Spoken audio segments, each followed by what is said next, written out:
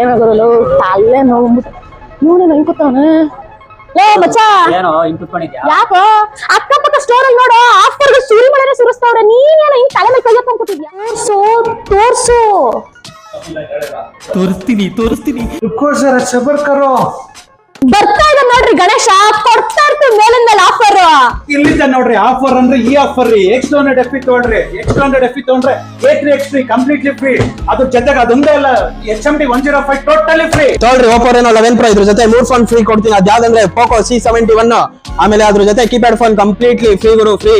ಅಷ್ಟೇ ಹೆಚ್ಚಿನ ತಗೋ Oppo Reno 10 Pro ನ ಕೊಡ್ತಾ ಇರ್ತೀನಿ Moto G05 ಜೊತೆಗೆ ಜಿಯೋ ಫೋನ್ ಕಂಪ್ಲೀಟ್ಲಿ ಫ್ರೀ.